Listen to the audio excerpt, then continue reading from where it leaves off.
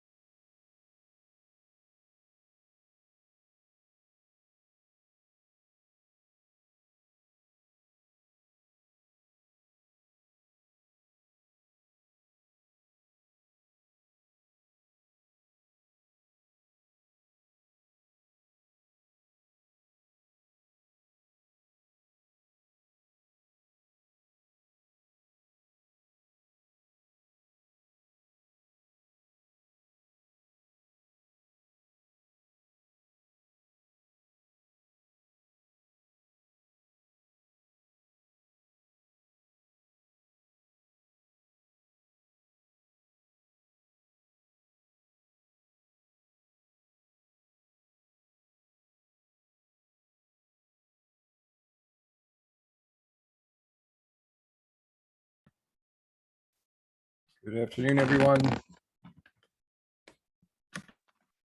Good afternoon.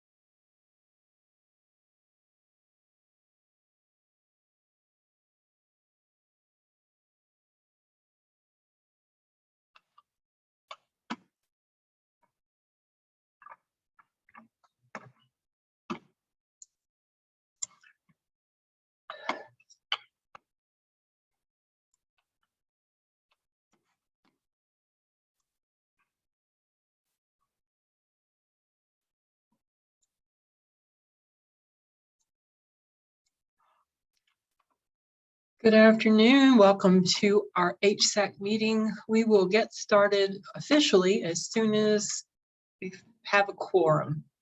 So just stand by.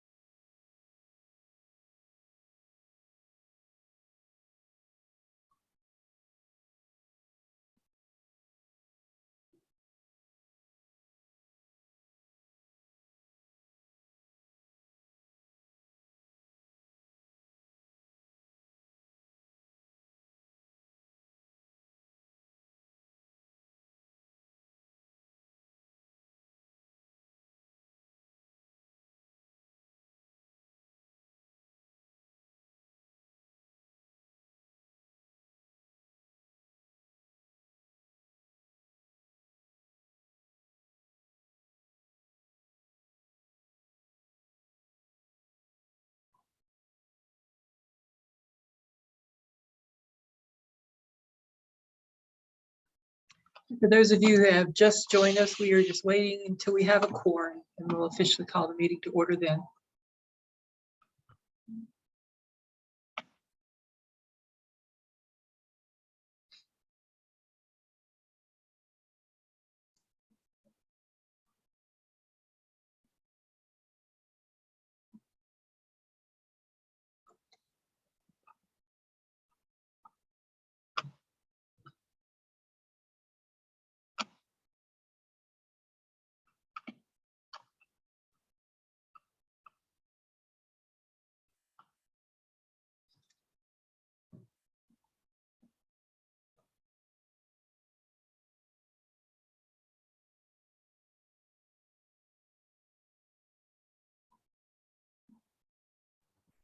We have quorum.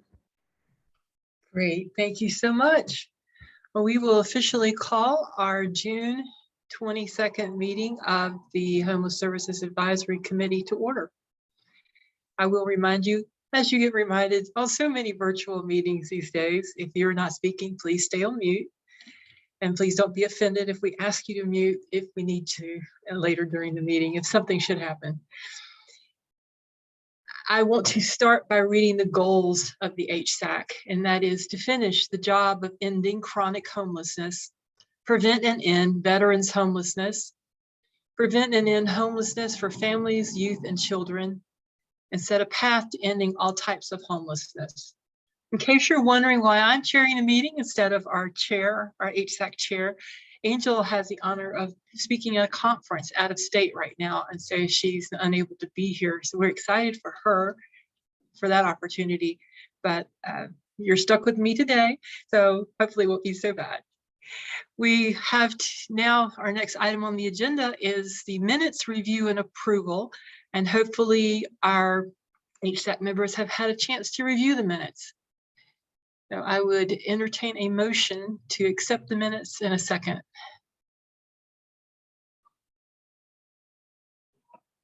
Yeah, or if there's any discussion, if you have any corrections, let me know that.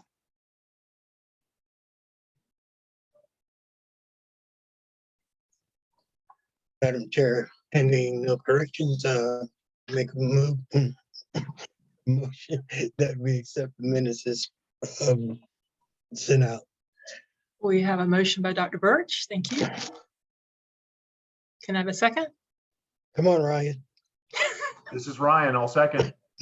All right, Ryan, thank you. A motion and a second.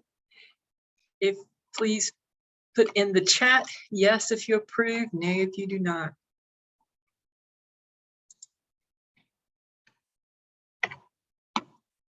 I also want to remind everyone, there in the chat, you will see a sign up form, a link to sign in. If you would please do that so we can have a record of your attendance, that would be wonderful. I don't see any nays, so I'm going to assume that the motion is approved and the minutes are Motion approved. carries, Madam Chair. Great, thank you, Dr. Birch. The next thing on our agenda is a public comment period. And for that, we have Colin from the Community Development Department who has a public comment to read. This was sent to me and asked to be read on behalf of Julia Gamble and the others. She was unable to attend today. So this is the statement that's coming from the frontline workers who are the healthcare workers who work with those experiencing homelessness in Durham. So the monthly collaborative gathering of frontline workers interfacing with the homeless community who are unsheltered or at risk of unsheltered status would like to commend the efforts of the Durham County community paramedics and the Harm Reduction Coalition, who over the course of the pandemic have worked to collaboratively create a path for syringe services clients to receive COVID vaccines and hepatitis A vaccines, while also obtaining harm reduction supplies. They developed a relationship with the Durham County Public Health to access vaccines and a team member who provides the vaccines in the community. Ideally, in the future, the community paramedics will be able to directly provide those vaccines at other homeless, unsheltered events in our community. As this committee knows, there are very low vaccination rates against COVID in our homeless community, and getting the vaccine to vulnerable individuals is life-saving work. Additionally, the Unsheltered Collaborative has previously expressed concerns to HSAC regarding hepatitis A in the community due to a lack of restroom access and homelessness.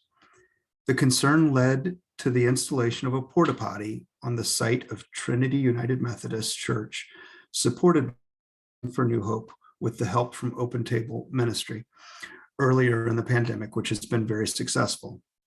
Increasing hepatitis A vaccine coverage in the community is another important step. We thought that the HSAC would want to be aware of the good work currently underway across multiple organizations to assist the most vulnerable. We hope that the HSAC will join us in commending the work of Durham Community's paramedics, the Harm Reduction Coalition, and their partners at Durham County Public Health. Julia Gamble. Thank you for sharing that, Colin. I will have to say on behalf of the Durham Community Paramedics, with which I am in charge, I appreciate Julia's comments greatly and appreciate all support that she has provided and the work that we are able to do in the community because of the efforts of so many in the community who've laid groundwork for us to even be able to get out there and do it. So thank you for that. Did you want to make your other announcement now, Colin? I can do that, Madam Chair.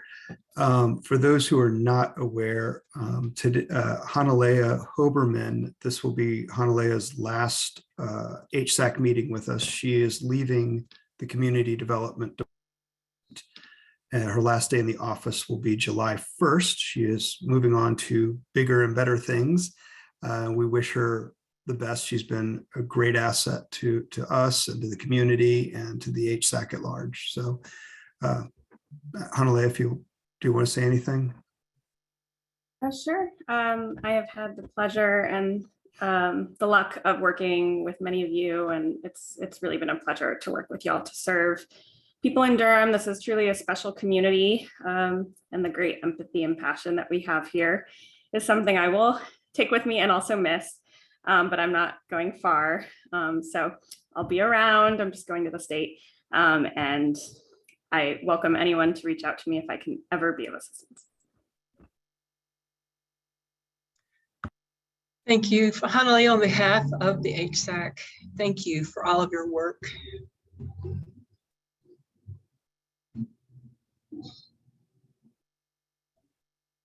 You've been an amazing advocate, and it's been a pleasure to work with you. Thank you for that. I would like to also recognize City Council member Monique Halsey-Hyman, who's in our attendance today, who's the City Council alternate liaison. Welcome to our meeting today.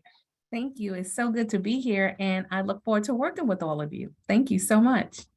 Thank you. The next item on our agenda is the Executive Committee Quarterly Report, and this is going to be a short report. I know you love that. We have been busy, but it's mainly been working on getting the agendas together for this meeting, which is very important, of course, because we want to bring you quality information and not waste your time. But the other thing that we're also working on now is getting new officers for the upcoming year, because we'll talk about that a little bit more at the end, but just those are the main things that we've been working on, and we are glad to be able to continue to serve. Thank you for that. The next item on our agenda is the COC funding reallocation update. The Durham Housing Authority COC funding will be available through reallocation during the 2022 NOFO competition. For that, this will require a discussion and an HSAC vote, and for that we have Lloyd Schmeidler to present for us.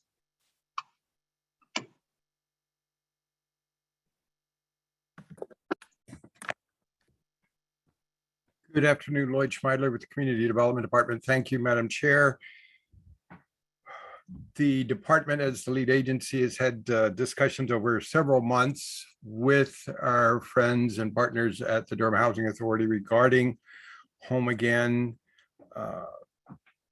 The final decision to not seek renewal funding was made by the Durham Housing Authority during the pre-application process earlier this spring, and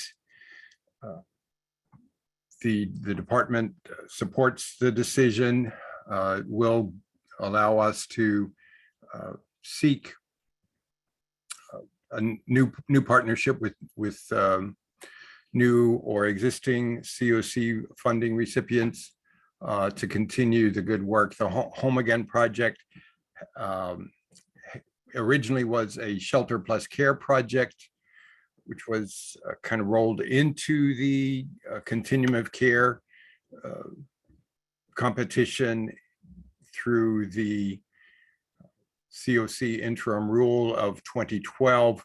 There have been challenges with the implementation, particularly over the last several years, in terms of finding funding and community partners to provide the supportive services that many of the households in the permanent supportive housing project continue to need. As people may know, the Durham Housing Authority is an important, very important affordable housing developer and operator of affordable housing, but they have not been and are not in the business of providing supportive services to people in public housing or people receiving housing choice vouchers, et cetera. So when people do need supportive services, as people in a supportive housing project ordinarily would, the Housing Authority looks to other community providers to provide those supportive services. And it's been a challenge over the last several years to identify community partners to adequately provide the support services. So that was part of the reason that the Housing Authority is relinquishing this grant. We had hoped that this decision would have been made earlier in our process this year, but we believe there's adequate time for our community partners and new organizations who have submitted pre-applications for the COC competition this year to also use these COC funds. So we do recommend approval of this reallocation by the COC board, the HSAC. Colin, you're welcome to add any comments that you may wish. I think you summed it up very well, Lloyd. Thanks. This is an item for vote. So do you have any questions or is there any discussion before we vote? I had a quick question, Helen. This is Ryan Furman. Lloyd, I'm sorry if I missed this. Can you remind me of the amount that's being reallocated and what our current priority is for reallocated COC dollars? Great questions. The amount is in the neighborhood of $140,000. The priority that the board approved in our May meeting is for permanent supportive housing with a dedicated plus priority population. Dedicated plus projects can make the permanent supportive housing available to people who are chronically homeless or close to being chronically homeless. For example, people who had been in a permanent supportive housing project but had a period of homelessness. They do not need to reestablish chronic homelessness status before they could be readmitted to a permanent supportive housing project. That's one example of the dedicated plus kind of definition that HUD uses. And that's the priority that was established. And just to clarify, another COC eligible project could submit, but they wouldn't get the points that would be available to a PSH project fitting the priority population. Is that right? I'm not sure I completely understand the question. New organizations do get some bonus points in the competition. Existing organizations that want to apply for reallocated funds would need to submit an expansion grant application, but it is correct to say that those any expansion applications would not get bonus points for being a new organization. Thank you. Thank you, Arden. This is Tracy with Alliance. Did someone? Oh, sorry. I think- Ricky has her hand up. Okay, all right, I will. Thank you, Helen. Lloyd, two questions. The first one is, does this announcement change the pre-application process at all that was over on May 24th? That's question number one. Question number two is, I wanted to know if community development is aware that just this afternoon HUD announced a funding opportunity for street outreach, as well as homeless services in rural areas, and if projects with that kind of scope might be considered for this funding reallocation that just happened. Okay, to try to take your questions one at a time.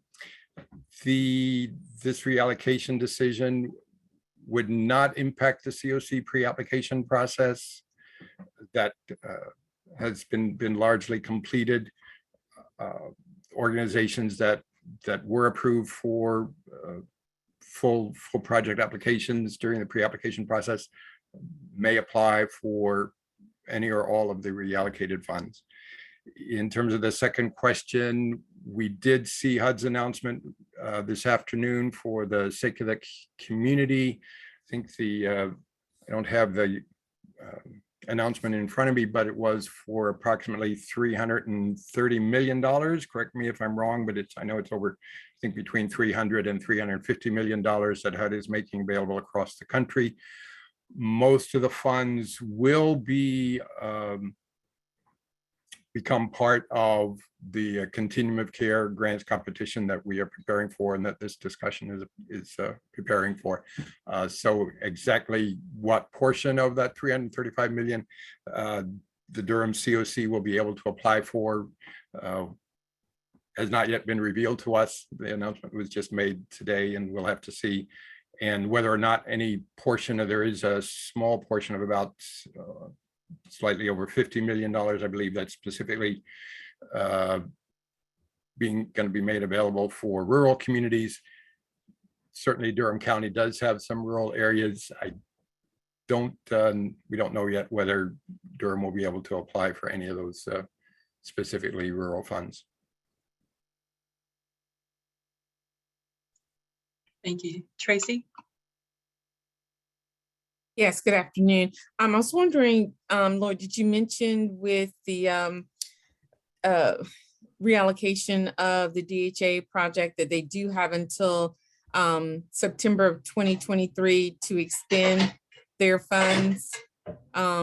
This funding that's going to be reallocated will be for the next following fiscal year or calendar year?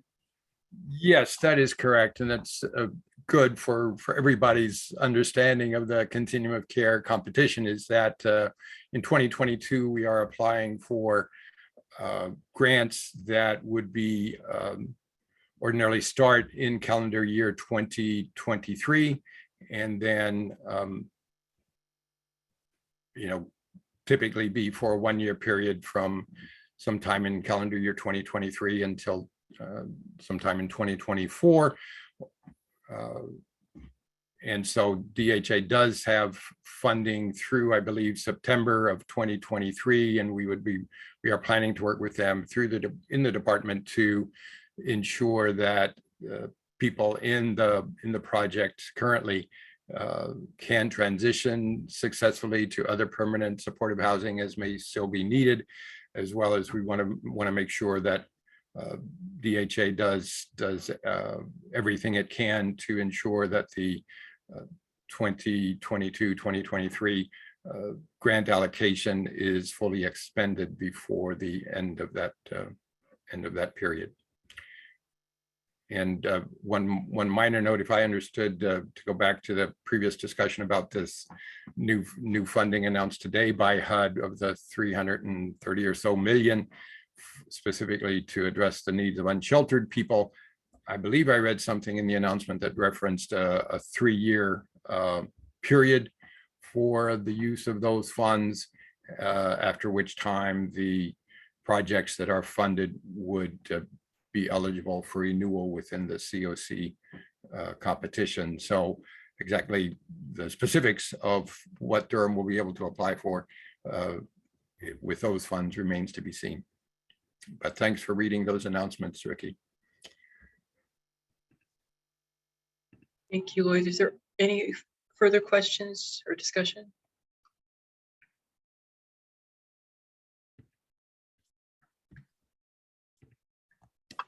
If not, I will entertain a motion.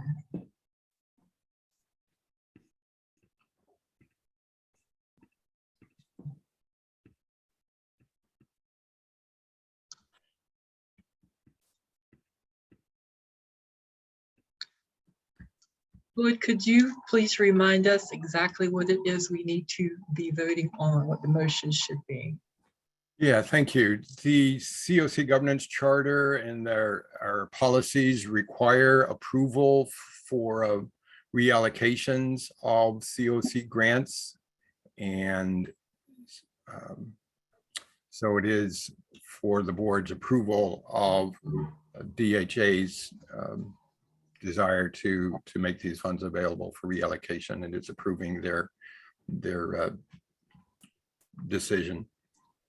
So the motion would be to approve to reallocate the CSC grant funds. Correct. Okay, thank you. Of the Home Again project at DHA.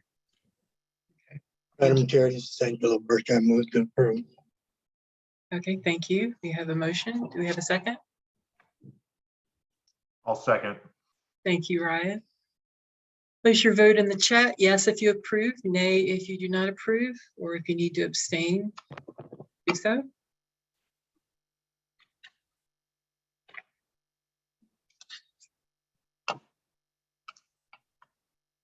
Madam Chair, I just wanted to flag that we might need to update our HSAC guidelines unless this is a requirement of HUD. You know, in my understanding, when an agency is saying that they're going to reallocate a grant, you know, that's usually a done deal on the agency side of things. And I think it kind of creates the potential for some real awkwardness if the HSAC didn't approve the reallocation. I guess I wouldn't understand if we didn't vote to approve the reallocation. I really doubt that DHA would continue this program. So I'm not sure this is something that we should be voting on in the future. Okay, I'll make a note and look into that. Thank you, Ryan. Motion passes with an abstention, Madam Chair. Thank you, Mr. Secretary. The motion has passed. The next item on our agenda is for information only. The homeless diversion funding criteria and eligibility. And for that, we have Nicole Wilson from Volunteers of America and Lavette Williams from Department of Social Services, Entry Point.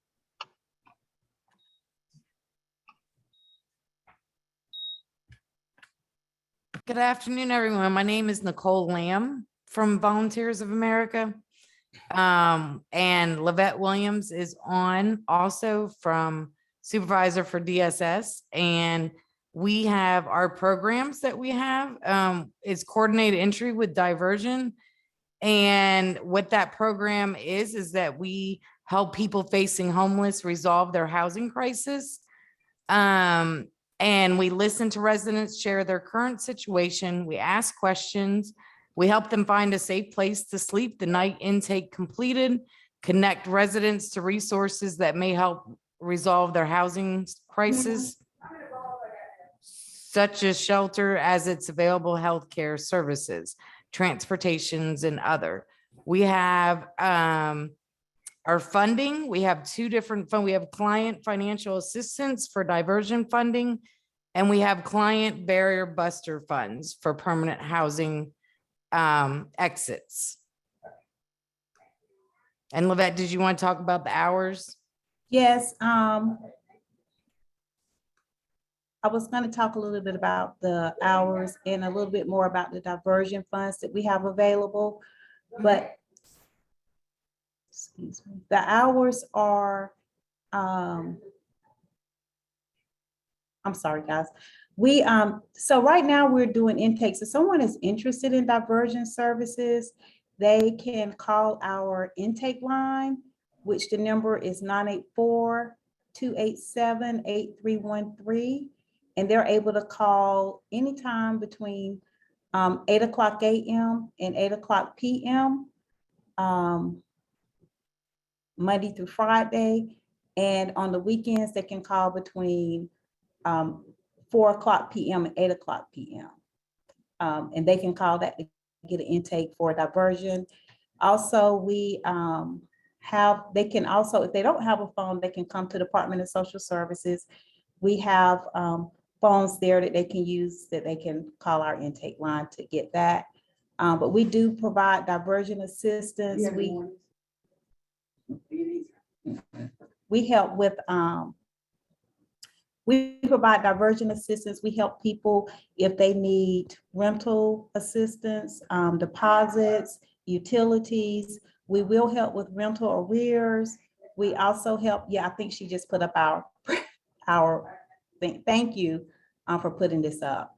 But this is where I'm at on this slide. We have $161,000, $403,000 this year for diversion assistance. And we're able to help with our security deposit, as I was saying, with rent, with rental arrears. We can help with hotels, but it has to be part of a permanent diversion plan. We don't just help with hotel assistance. If they need a hotel in order to make the diversion plan work, then we can use that as part of the diversion plans. And then we also require clients so that we can help preserve this money, because this money has to last us for the entire year. So we do ask that they go through Department of Social Services to see if they can utilize some of the emergency financial programs we have available there. And with the money that sometimes they're able to receive from Department of Social Services, along with the diversion funds, we're able to really assist people quite a bit with getting moved into permanent or temporary housing so that they don't have to go into homelessness. That's our main goal, is to divert clients from going into homeless by using our diversion assistance funds. So we will have this program. These funds will be available beginning July 1st.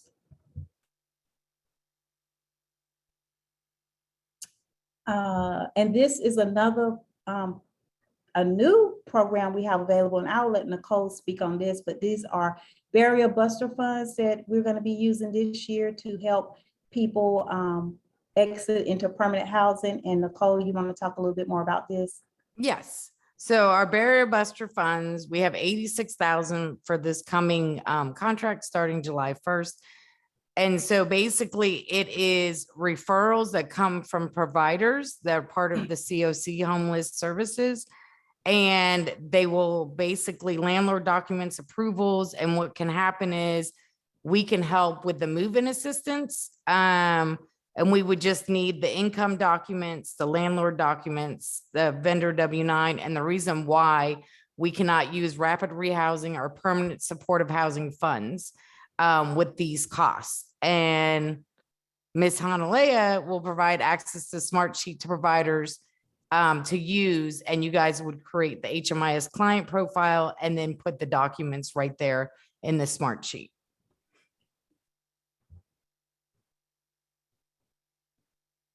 And the barrier buster funds is to support the permanent housing exit for clients experiencing homelessness in Durham and receiving services through Durham COC homeless service providers. There is no limit to allow amount of financial assistance that can help with permanent housing exit, as long as the entry point staff have confirmed that other financial assistance programs are not required or they cannot use, and we would cover the need if rapid rehousing and permanent supportive housing cannot. And that includes hotel stays and rental arrears and security deposits. And if you guys have any questions, please unmute yourself, and we are here to answer any questions you guys have. I have a question, Madam Chair. Yes, go ahead. Hi, Nicole Lamb, Ebony. Thank you so much for all you do with Ms. Lavette Williams and your team. Thank you so much for serving our families. I wanted to go back to the previous slide. My question is, once families have already been listed as on your list or the priorities, will the parents be given this information at the time of intake? Or should I, when I'm talking with parents, is this something that I'm supposed to share with them, or will they know at the time of your intake? Well, we will probably ask that you not, because we do have a diversion conversation with everyone that we do an intake with. So that's just part of our process. The first thing we do is try to divert them from obviously going into homelessness or having to go into the shelter. But we try to do diversion without using our financial assistance funds. And a lot of times we are successful in doing that. So we don't just, that's not our first, I guess, the first role of action we take is to try to use the financial assistance. We try to do diversions without using financial assistance. And by, of course, doing the intake and exploring other resources. If for some reason we cannot divert without using financial assistance, then we will ask them to, we come up with another plan where we may have to use this money. But we do that. We do that intake with everyone that comes through coordinated entry. So it's not something you really need to, I guess, inform the parents about, because that's something we will do. That's part of our intake process. I hope that, did that answer your question? It did. I just want to make sure when I have the parents on the phone, I want to make sure I'm giving them all the information they need. But if this is not something that they need at the time of when we're speaking with you or your team, this is not something that I need to share. So that's good to know. Thank you. Yeah. Okay. Lavette, Yeah. how far do you all think this $86,000 will go? Well, now this is our first year with the Barrier Buster Fund. So we're hoping that it would take us through through the entire fiscal year. I know that with our diversion funds in the past, we have been very very cautious on how we use that money. And like I said, we also try to take advantage of other financial programs that may be available. So we've been pretty successful in having our diversion funds last, where we were able to assist clients throughout the year. So we're hoping the same with the Barrier Buster funds, that we can take advantage of other programs or other financial programs that may be available to help conserve these funds and really use them when it's really needed and we have to help clients exit. So we're hoping that it will last this year, but this is our first year having those in entry point. Okay, so this is excuse me, this is really kind of like the last resort fund. Yes. Okay. Mm-hmm. Thank you. Thank you. Thank you. And thank you, Madam Chair. Ricky, I see your hand. Yes, thank you, Helen. So this is for Lavette. Can you clarify if these funds are for people who are already connected to a rapid housing or permanent supportive housing project, or if this is someone who maybe wouldn't be referred to those programs? Because there are reasons why someone who is in, currently enrolled in rapid housing or permanent supportive housing would have use of, these funds, particularly in the affordable housing crisis that we're in right now. We're seeing a lot of landlords who, maybe, last year we were able to get them to agree to fair market rent. And this year they don't want to do that. And so when clients' leases end, they have to be out of that unit while our program works on finding them another affordable place. Like, would this be maybe a stopgap, maybe for like a hotel fee or something, while, rapid rehousing is trying to find another affordable unit for that household? I'm just spitballing, just putting that out there. Yeah. And Nicole, you may want to jump in on this question. Yes. Yeah. Yeah, I can. So basically, we can help with the hotel stay, but it would have to be if they got an approval of the move-in date. So if they have an approval and they have a move-in date and say it's like, a week later and they have no place to go, then yes, we can pay for the hotel for that week until they have that until they can be able to move in. Yeah. We have to have a solid plan and a plan that we can, of course, verify before we can really use the money for hotel stays. And we typically don't like to use it for long periods of time. Like if it's a short period of time, like they just need to stay in the hotel for a couple of days until they can get their keys to move in, or, we really try to conserve this money for the rental deposit and, the arrears and things like that It's really needed. If I can jump in just to add a few additional clarifying points about the funds. So for these funds, Ricky, they have to be literally homeless. So somebody who is currently housed in rapid rehousing and needs to transition to another space, there would need to be the previous night they slept outside or something. So these funds really aren't designed for people who've already been housed in rapid rehousing or permanent supportive housing, although that, you know, in a rare situation where someone's out on the street and they're still enrolled, that could happen. But it's definitely designed to be used for people who are in housing search, regardless of their enrollment with a voucher, rapid rehousing, permanent supportive housing, or whatnot. So the situation where a client, you know, is about to lose their housing, that may not work for these funds since there is that literal homeless criteria. But certainly a client who has identified a unit and they have some kind of barrier that needs to be overcome, and there's restrictions on the rapid rehousing or the permanent supportive housing funds that they can't pay that cost, then this would definitely be appropriate. Thanks, Hamalea. Russ, I see your hand. I was just going to go back for a moment to Dr. Birch's question, just to say, I think some of this is actually designed on the pilots the Housing for New Hope ran in partnership with a number of community agencies, both in summer 20 and then just finishing up in the last month. And our experience, that I'm afraid the data that's in my head that I don't have to do research for at the moment, is probably from summer 2020. So we had about 49 households go through. We had about $45,000, $50,000, and about half of them accessed barrier buster funds. And I would say that was probably in like the 20,000 range. So with what's being shared today in terms of how it'll be managed, this does look like to me a pretty reasonable amount of money. I mean, just to support what Lavette and Nicole are sharing.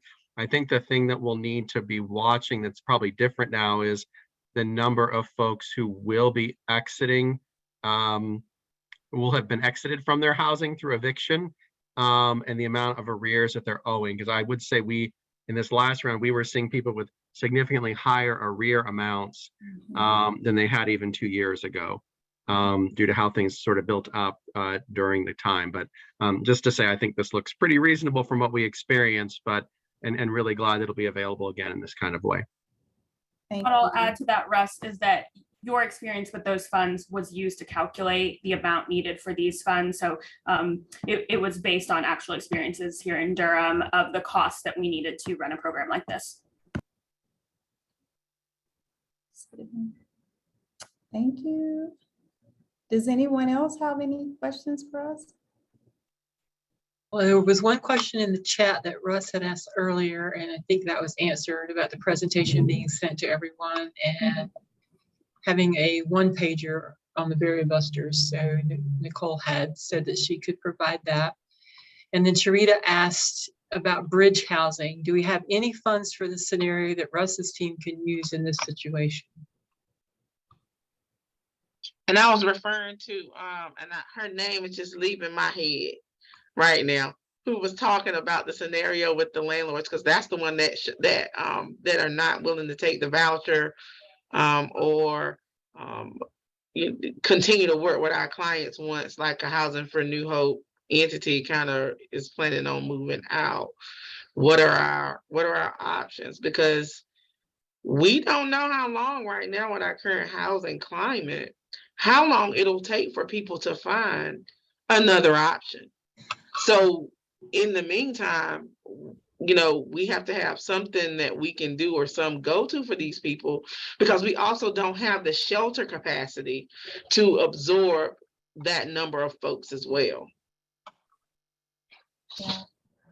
So I want to say specific to bridge funding, Sharita, but certainly the scenario that Ricky laid out is a scenario that would be most appropriate for diversion, because that's a scenario where a client is at imminent risk of losing their housing. And regardless of that client's enrollment in rapid rehousing, the key situation there that we should be focusing on is the fact that they're at imminent risk. And so that puts them in that diversion category for funding assistance.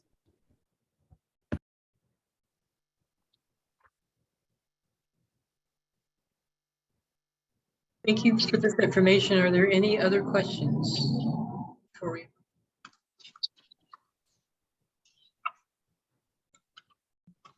you? Okay, well, Nicole and Livette, thank you for sharing. We appreciate the update on that, and we can look forward to the information you're going to be able to share with us later on that as well.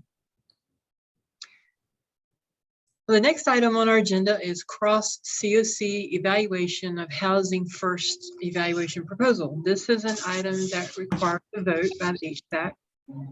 The background is in an effort to strengthen the evaluation of Housing First implementation in the COC, and at the suggestion of a staff member of the Durham COC funded organization, COC lead agency inquired with the lead agencies of the Wake Raleigh COC and the Orange County COC about their interest in organizing a cross COC evaluation of the implementation of Housing First practices in COC funded permanent housing projects. The neighboring COC leads were enthusiastically supportive of the idea and are seeking approval from their COC boards of the same proposal before the HSAC. The Performance Management Committee has reviewed the proposal and at its meeting on June 9th, recommended approval of the proposal by the HSAC. I believe Lloyd is going to be providing more information about this. Thank you, Madam Chair. Accompanying today's agenda was a two-page document, including a brief statement of the proposal, which is simply that teams of at least 3 people from one triangle COC would evaluate the implementation of Housing First standards in an organization receiving COC funds in a neighboring COC. And so the idea, again, is that teams from Durham would evaluate projects either in Wake County, in the Raleigh-Wake COC, or in the Orange County COC. And similarly, teams from one of the outlying counties, Orange or Wake, would evaluate Housing First implementation in COC funded projects within Durham to increase the objectivity. And underneath the proposal on the document sent out were 11 questions that we thought might typically come up through the discussion process. And with that, I'll be open for further discussion or to respond to any additional questions from the HSAC or the COC membership.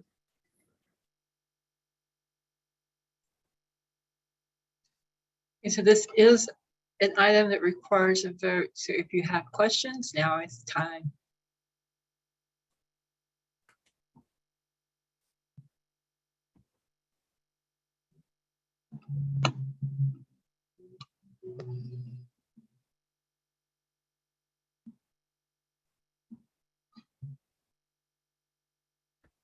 Well, if there are no questions or discussion, then we will entertain a motion to. This is Ryan. I would like to ask a question. Lloyd, in the FAQ, it says how the evaluations are used will be, up to the COC, which, I'm assuming is this group. My initial question was, is this, do we envision using this in terms of the COC application process, in terms of either awarding bonus points or potentially subtracting points, or is it still very much TBD about how the evaluation would be used? How the evaluation would be used will be ultimately determined by the Performance Management Committee. I think that according to the governance charter, and Hanalea can correct me, but I think the Performance Management Committee handles evaluations on behalf of the COC board.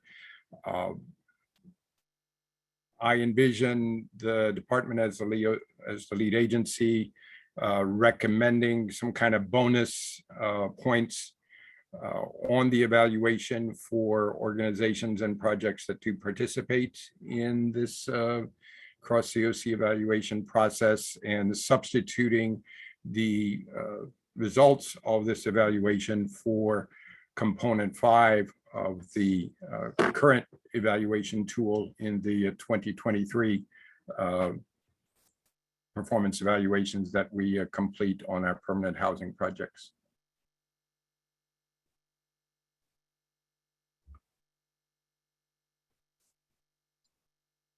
Any additional questions? Thank you, Ryan. The only thing I bring up, Lloyd, is that, I would assume in terms of COC funded agencies that Wake is far and away #1, followed by Durham, followed by Orange. And is there any concern about our capacity to do evaluation for, potentially every funded COC agency in Wake County? Yeah, that's a great question. In my conversations with the COC lead in the partnership in Wake County, Kim Crawford, while it is true that Wake County has 5 or 6 organizations that are receiving COC funds, she's not necessarily optimistic that all of those organizations are going to want to participate. And we also will be working to, as it says in the document, I think considering this a pilot year where we hope we might get in Durham. I think at this point, we're hoping that the organizations of Housing for New Hope Alliance and Urban Ministries in particular, which with the reallocation of both the DCRC project as well as the Home Again project at the Housing Authority, would not necessarily envision those 2 organizations participating, but we'd hope we'd be able to get potentially teams, several teams from Durham.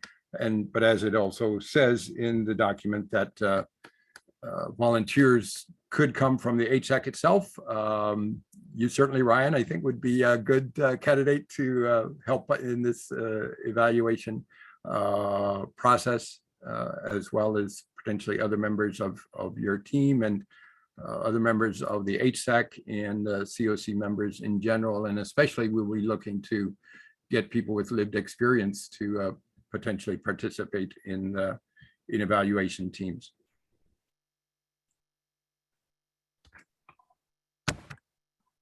Thank you. One more call for questions. I'm not sure I finished my thought there to respond to Ryan, but the proposal talks about having a minimum of 2 organizations within each COC being evaluated for the pilot year.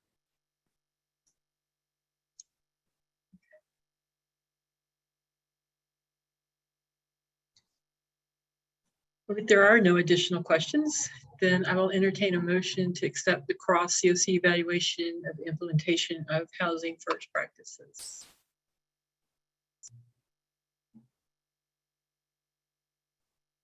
I'll make a motion to approve the cross evaluation pilot for Housing First practices. I'm sorry if I'm getting my language incorrect. That's okay.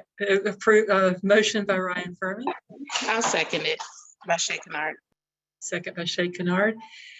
Put your vote in the chat. Yes, if you approve. No, if you do not approve. Abstain if you need to abstain.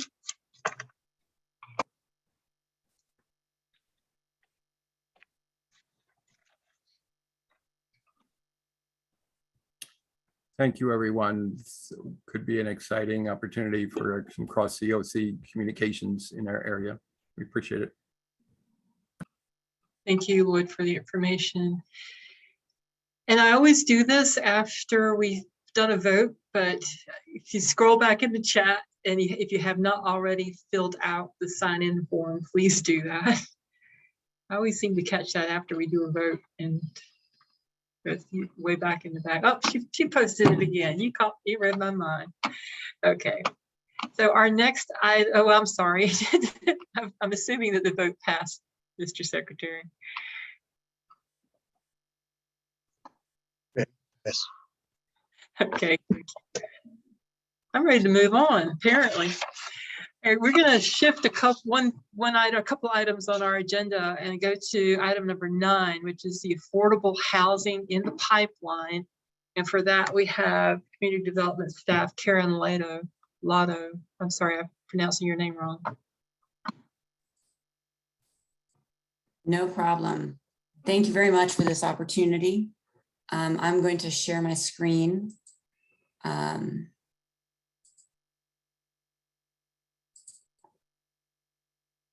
And that is, hang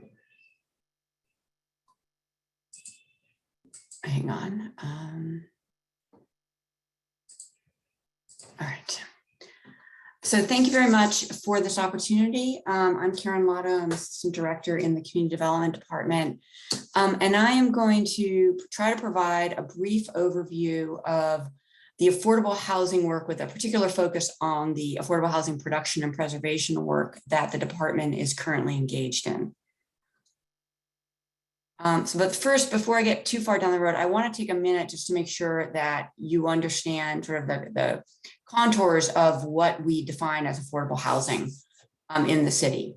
So in general, the affordable housing that the city invests in is targeted, it's focused on serving low-income households as defined by the Department of Housing and Urban Development. HUD defines low income if you as 80% of area median income. So if you look at that top bar, if you think of median income, median is the midpoint from 0 all the way to Warren Buffett. Then 80% of median income is the 80% of the lower half of the income distribution. They base this on geographic areas that HUD defines. In our case, we are combined, Durham County is combined with Orange County. And every year HUD publishes income charts adjusted by household size. I have the current chart up here. Generally speaking, we think of programs serving households below 60% of area median income as really rental focused programs, and programs in the 60 to 80% of area median income as homeownership programs.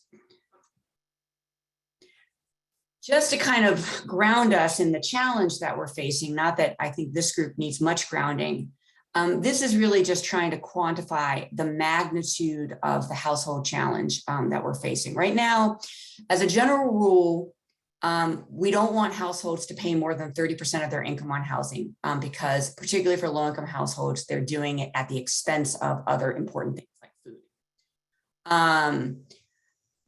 And in particular, we don't want them to spend more than 50% of their income on housing. That we call them extremely housing cost burdened in that case. And then housing cost burden is between 30 and 50. So if you look at this chart, this is an income distribution of renters in Durham County. So this does not include homeless households by definition. And it's an indicator of how housing cost burdened households are. If you look at the leftmost bar, this is households who earn less than $30,000 a year, or about 24,000-ish. And you can see that the vast majority of those households are extremely or severely housing cost burdened. And the balance are, and then there's a smaller portion that are moderately cost burdened, and some number who are not cost burdened, many of whom I would venture to estimate either have a voucher or live in public housing. As you go up the income spectrum, the percentage of severely cost burdened goes down. The percentage of moderately cost burdened goes up, and then it kind of wanes as you go up the income spectrum.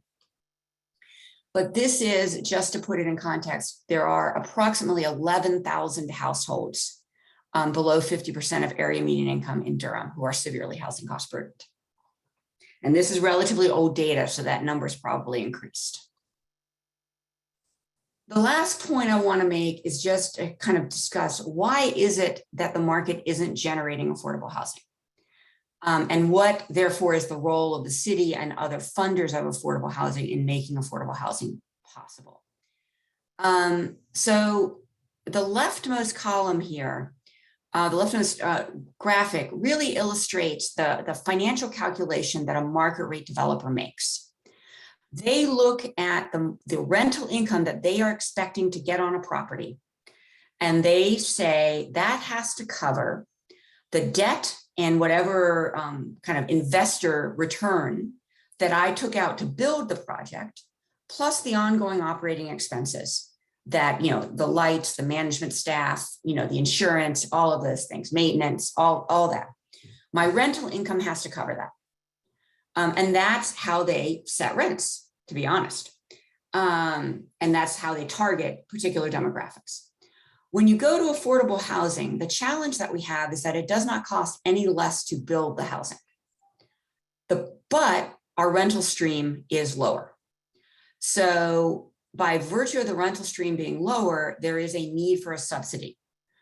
Because that's the only way that the lower rental stream can cover a smaller amount of debt and then the operating expenses on the property. So the role that the city plays, the role that the state plays, the role that the federal government plays with low-income housing tax credits is that subsidy. And I just included two different views here for you to understand the kind of the magnitude of the challenge.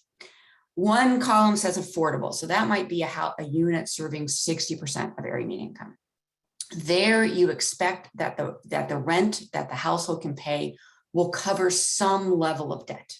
So the whole construction doesn't need to be subsidized. It can carry some amount of mortgage. When you have a unit serving a household who makes below 30% of area median income, an extremely affordable unit, generally speaking, the rental income that the household can afford to pay will not cover the operating expenses.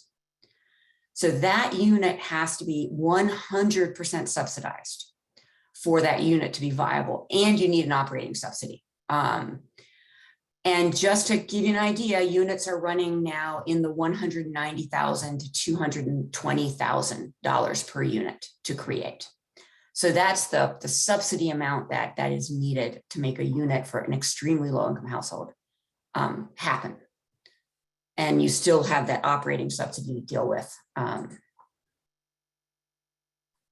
So now I want to talk a little bit about our actual housing work. If you recall, back in 2019, the city took a $95 million affordable housing bond to the voters, which we were fortunate was approved. That $95 million affordable housing bond combined with $65 million that the city already has programmed for affordable housing in both city and federal funds, together form the Forever Home Durham program, which is a $160 million multi-year investment in affordable housing and services for low-income Durham residents.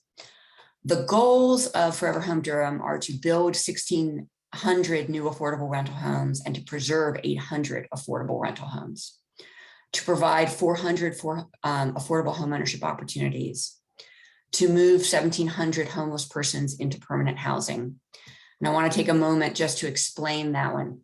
That really is not the creation of new housing opportunities for homeless persons. This is rather the support that the city provides as the lead agency for the COC, as well as the system investments, the $2 million that the city puts into homelessness each year, and the number of people that the system as a whole is able to house. Then to help 3,000 low-income renters and homeowners remain in or improve their homes through things like eviction diversion for renters or minor repair for homeowners, and to create $130 million in contracting opportunities for minority and women-owned enterprises. So of the $160 million, about $118 million, a little bit more than $118 million, were focused explicitly on creating and preserving affordable housing. Of that, $59 million was targeted for DHA's downtown and neighborhood project, which is to support the redevelopment of 4 sites in central Durham. So J.J. Henderson, 519 East Main and Liberty, Forest Hill Heights, and then the DHA office site to put housing on that site.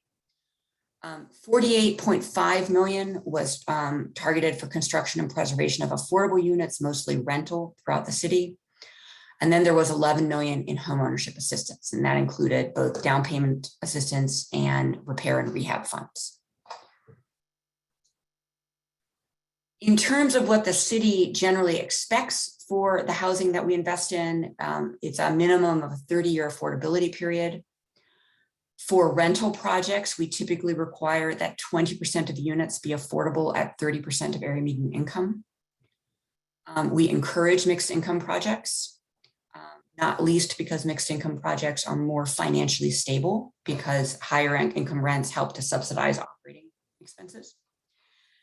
And then this isn't so much as an expectation as a reality of how affordable housing works, that the rents in an income restricted project built with city funds or built with a combination of city and state and federal, the rents are typically based on the income limit on the unit. So a project will have, for example, 20% of their unit set aside for households at 30% of their median income. So the rent will be based on household income at 30% of area median income. And then the other units might be at 60% of area median income, and then the rent will be based on, a 60% household income. So tenants have to be income qualified. If you're going to live in a 30% AMI unit, you have to have income at or below that 30%. Or if you're going to live in a 60%, your income has to be at or below 60%. But the rent is fixed. It is not 30% of the household income. It is whatever that fixed number is for that unit. So if we put somebody, for example, who has, zero income into a 30% AMI unit, we need a source of rent for that unit. Because there are no vouchers associated with these units. So that is one of the things important to know, is rental units operate differently than vouchers unless they have a project-based voucher associated. At a high level, this is where we are at. I'm not gonna spend much time on this. This is our progress to date. I wanna go more into the housing production piece. This is our list of rental housing projects that are at some stage of the process. And if you'll see, I'll go back up. We have 3 stages that we track. In the pipeline means that we have made a funding award to the project, but we have not yet executed a contract with the vendor. And there can be a significant lag between when we make a funding award and when we execute a contract, which I'll illustrate more closely in a minute. Under contract is exactly what it sounds like. We have an executed contract, and the building or the project is at some stage of pre-development or construction. And completed is the project has received its certificate of occupancy. That is for housing units. For services, which is the homeless persons in permanent housing or low-income household stabilized, there is only completed. There is no pipeline. It's either the service has been delivered or not. So this is the list of projects that we have in the pipeline right now for rental projects. We have approximately 1,600 units at different stages in the process. This gives you an idea of the project, the developer, the type of project, the number of units, and where it is in the process. We have, as I said, about 1,600 units. Of those, approximately, see, now I'm going to have to do math that I should have done before, 400, approximately 500 and some are with the housing authority, and the balance are kind of in different projects across the community. And just to kind of illustrate what those types of projects are, these are 4 of the projects that we have in the funding process. So Charlestown Apartments is a project that is under contract and substantially in the rehab is substantially advanced. This is a project owned by Reinvestment Partners.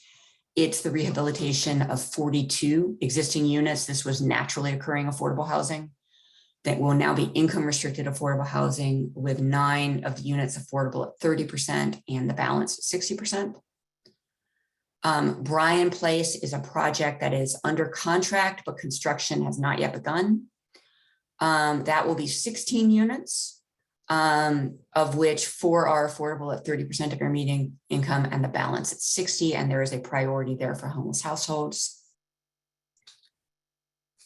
These are larger scale projects. These typically, most larger scale rental housing in Durham and in the state and in the country requires the use of federal tax credits called the low-income housing tax credit. Low-income housing tax credit nationally is the most significant subsidy source for rental housing in the country. So these, and it's important because low-income housing tax credits also come with their own set of requirements. They look a certain way because of the requirements that come with them. They are, the requirements are set in part by the federal government and then in part by the state, which administers the credits on behalf of the federal government. Here are a couple of projects at different stages. Crescent Street Apartments is actually under construction. The developer's Laurel Street Residential, and it will deliver 82 new affordable units, of which 18 or 20% will be affordable at 30%. And then you have some units at 60% and some units at 80%. And then we just awarded funding to Sandy Ridge Villas, which is in Bragtown. Crescent Street is in Southwest Durham, off Farrington Road. Sandy Ridge is in Bragtown, and it will be 132 units, of which 20% will be affordable at 30%, and then the balance will range between 50 and 70% of area median income. And finally, this is just to kind of answer the question of when will you see units?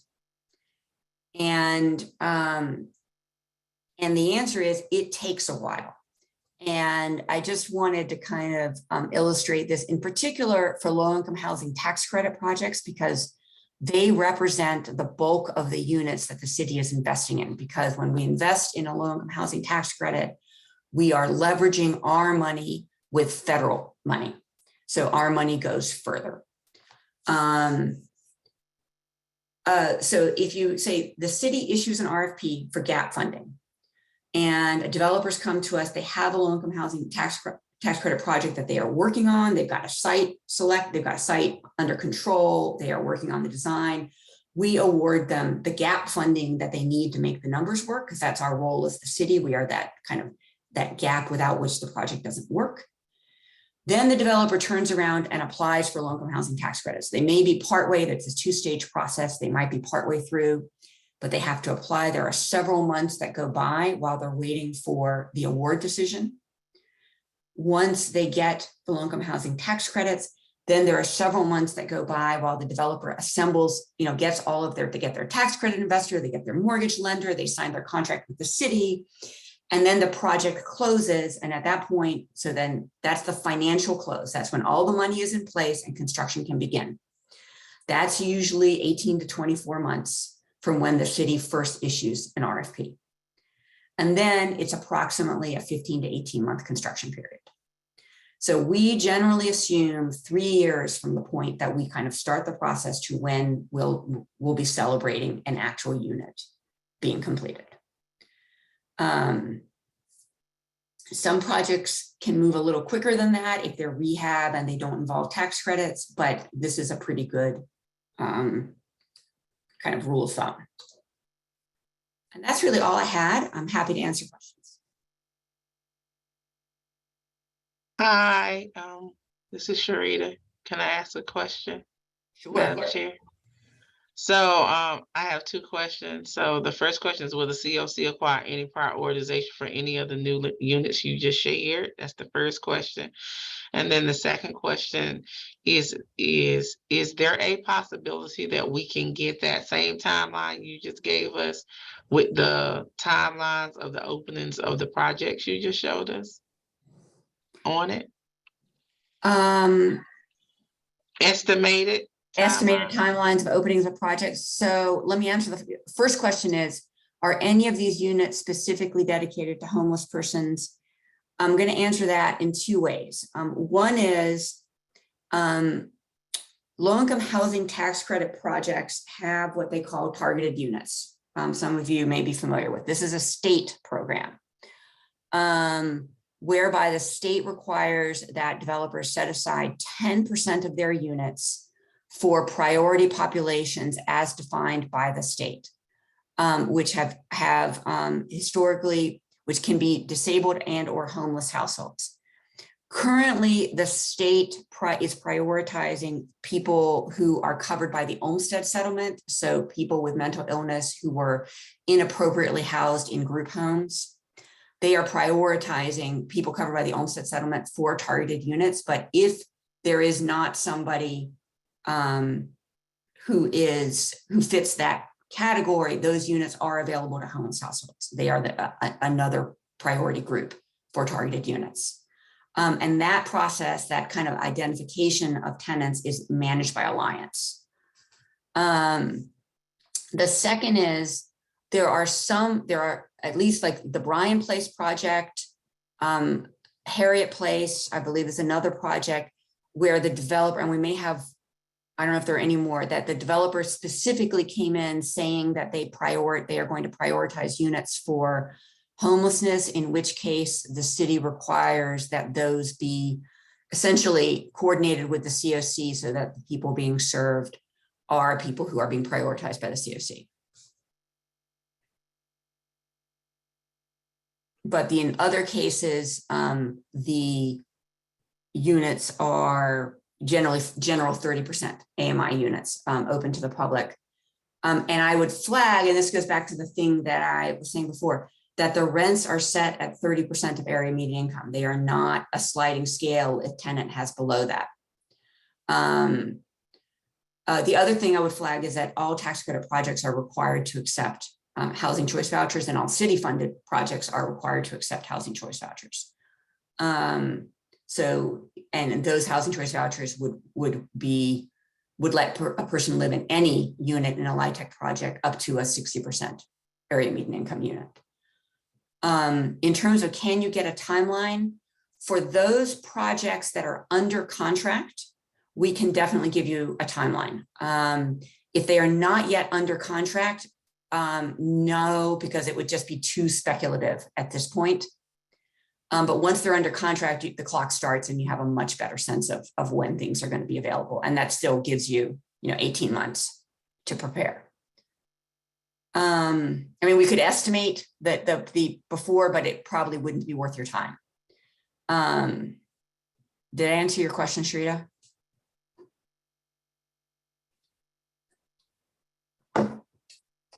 Yes, you did. Thank you. Ryan? I kind of want to piggyback on Sharita's question because I understand that there won't always be a priority for formerly homeless. I guess I've been repeatedly frustrated by the lack of communication with the COC and with providers when they are taking applications to fill the affordable units, primarily the 30% AMI and below units. I felt like with the Southside development, we were the last to know. And the demand so exceeds the supply that if you're not on the ball, if the case managers, if the rapid rehousing housing locators aren't ready to go when things are released, you miss the bus. And we saw that with Willard Street, that there was applications open and then they had thousands of applications within a matter of days. And so I would just ask Karen, I don't know if it's you or someone else at community development, the agencies need to know when these things are about to open up or take applications so we can get folks in the door even when we don't have a priority. Is that possible?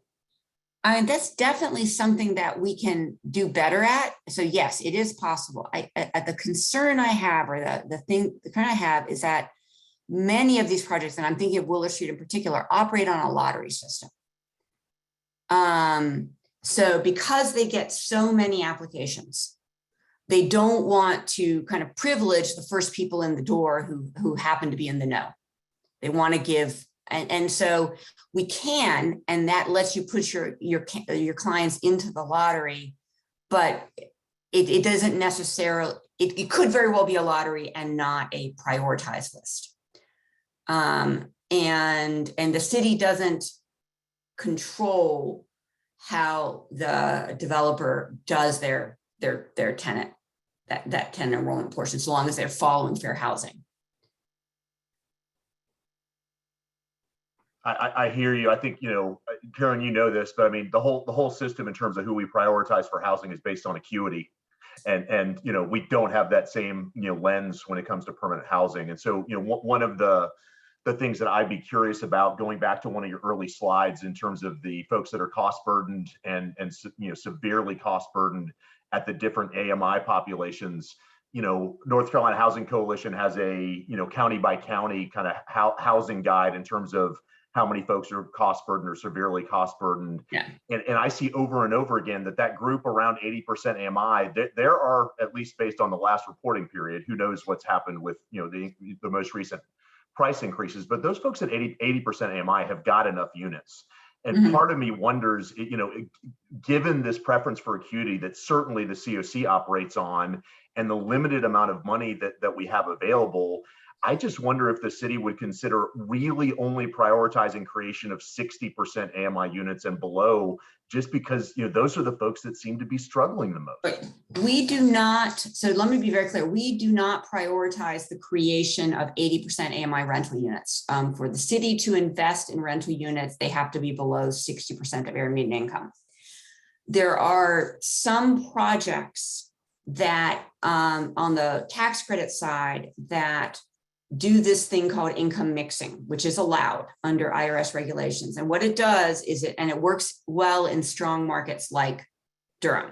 So and let me back up, your plain vanilla tax credit project, absent a state requirement, will have 0%, 30% AMI units, because the tax credit project is created to deliver units at 60% of area median income, and not to go below that. There has to be a push either from the state or from the locality to create units below that. Right now, the only push that exists at the state level they do require 30% AMI units for 9% credits, which are there's fewer of them. They do not require 30% units for 4% credits. So any 30% units we're getting in Durham are because the city requires them. And we're also paying for them. So we are paying that additional gap between 30 and 60. So you can do this thing called income averaging, which says you can deliver some units above between 60 and 80 in order to deliver some units below 60, so long as your average is 60 or below. That is a good way in a strong market to subsidize more affordable rental units.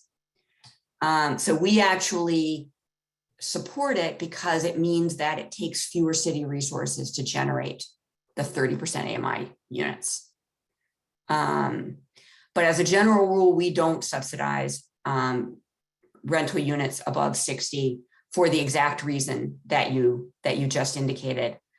And I'll just throw out another thing that we're all struggling with, which is, you know, there is really an income segmentation where first of all, we sit in the Durham-Orange County MSA. So Orange pulls up our AMI levels because they are a wealthier county than we are. They're smaller than we are, so they don't pull them up that much, but they do pull up our AMI levels. So what is 60% AMI for Durham-Orange is probably more than 60% for Durham. And we're having a lot of in-migration from people who are higher in the income spectrum. So what we're having, and the challenges we're having, is that what is 60% keeps going up, but there's still a whole group of people in Durham who are not getting any wealthier. And there's a real disconnect between who the tax credit program is serving and who are the low-income people in Durham. And we chip away at the edges as the city by requiring 30% area median income units, but it's chipping away at the edges. And right now, housing costs are so expensive that you can't even deliver a 60% AMI unit without a subsidy. Karen, this is Tracy. Given the shortage of labor and supplies that is really impacting housing across the country, has this impacted any of the scheduled completion for the LIHTC projects? It has impacted the scheduled completion and the cost for LIHTC projects. Pretty much every project that we funded starting kind of 2020 and later has run into cost gaps, and we are having to go back in and put more money in. And just to put it in context, construction costs, it depends on the day, but they are up probably 50% over the course of the pandemic. And there's some signs that they're coming down at the margins, but the rule is they never come down to where they were. They always stay up higher. So yes, it has absolutely impacted. There were a number of projects that came, that were funded right when the pandemic hit, that have still not begun construction because they have still been trying to figure out how to plug their gaps, because they had budgets built before the pandemic started that kind of went out the window once the pandemic started. We are just seeing those projects start to move now. So they're, 2 years delayed. Thank you. So technically, some of those developments will not come out of the ground until maybe 2025 or 2026. 2025. Some of the projects that we're funding now will not come out of the ground until 2025. Maybe even, 2025. Yeah. Thank you. We'll take one more question. Sheldon, you have your hand up. Yes. So Karen, as you talked about the 60% sort of being the target, and that continues to rise, but we know that there are so many at the 30 or below. Are there any strategies that have been employed that have proven to be successful to be able to get more for those lower incomes? Because I know as we look at the shelter, I mean, it's becoming more and more challenging for the population that we serve. We heard about the diversion efforts that are happening at the front door, and with the individuals that are coming into shelter now, it's just it's very hard to get people into housing. It is next to impossible to get an under 30% of very median income person into housing because there's just nowhere to put them. So, again, the way the city has approached it starting out is by layering on city subsidy in order to put more affordable units into projects that are being subsidized by the state. So we're basically, adding more money to tax credit projects in order to create 30% AMI units. We are also talking with the Housing Authority about trying to get a slice of housing choice vouchers that we can project base in affordable housing development. So what that would allow those developments to do is then serve people essentially down to zero income. So that's a much better way of delivering very affordable units. But it, just be clear, it's the same pool of Section 8 vouchers that we are all trying to use. So if we take a slice of those and we project base them, we are taking them out of the voucher market and we're putting them into the project-based market. The logic behind doing it is that we're seeing an increased number of people not being able to find a unit with their voucher. So if we can take some of those that are just not being able to be utilized and attach them to a building, then we can at least make sure that people can find units. So that is a second piece that we are looking at.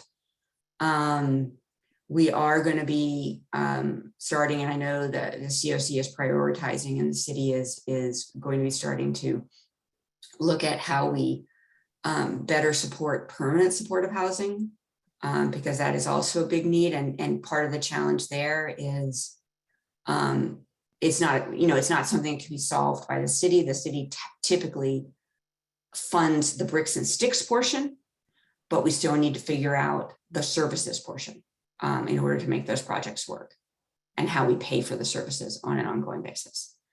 But I'll be honest, Sean, it's a really inadequate, and it's an inadequate response to just a really very serious problem. Thank you. Thank you. Thank you all for your great questions. Thank you, Karen, for the presentation, the information. It's very important. I'm going to move us on since we are almost completely out of time. Colin, would you like to go ahead and talk about your non-congregate shelter? This was just a quick update. We emailed to the full COC late last week the change that's coming up with the Carolina Duke Inn, that the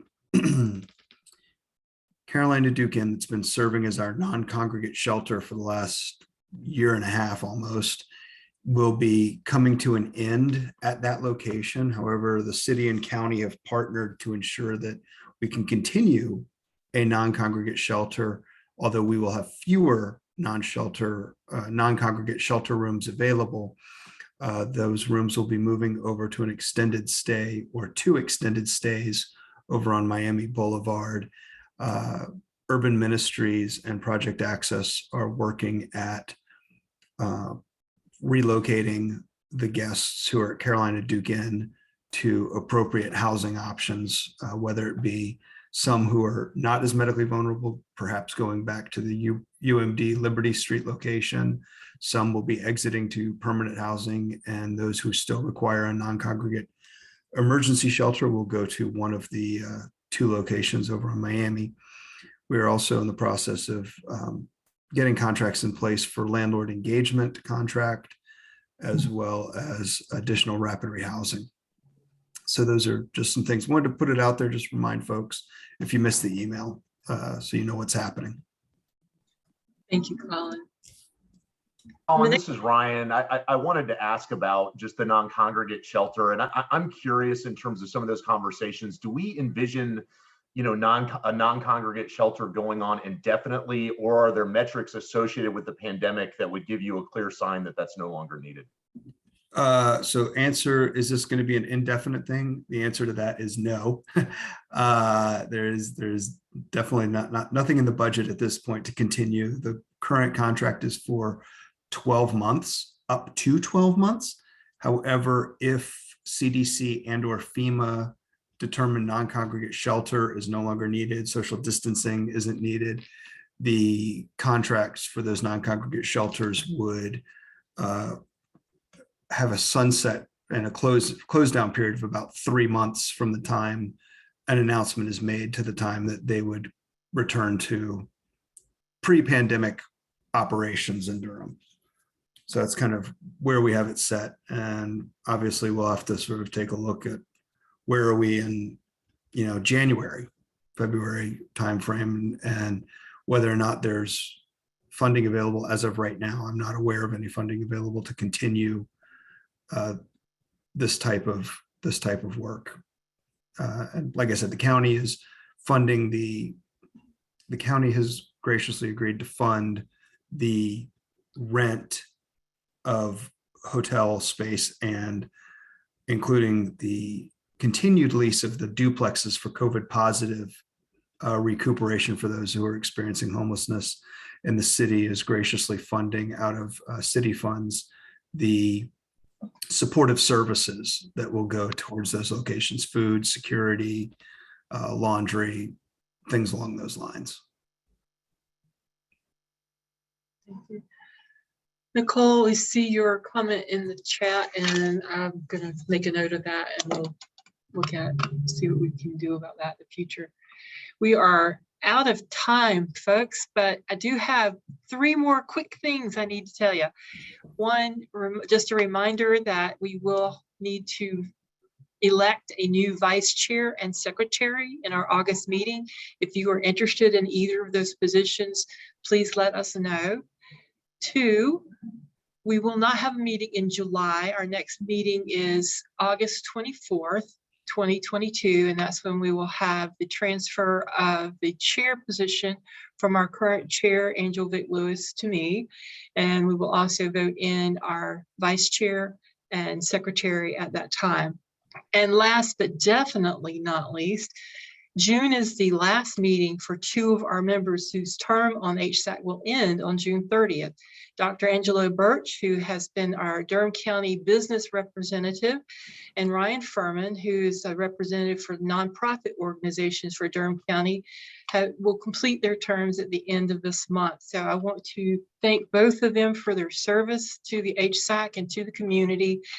And hopefully you'll stick around and come back and join us for meetings in the future. We certainly would love to have you, but thank you. So with that, if you have any pressing announcements, send them to us and we'll get them out, because it is time to adjourn. May I have a motion, please? So moved. And a second? A second. So you may leave the meeting if you are in favor of ending the meeting. Have a wonderful rest of your week and month. See you in August.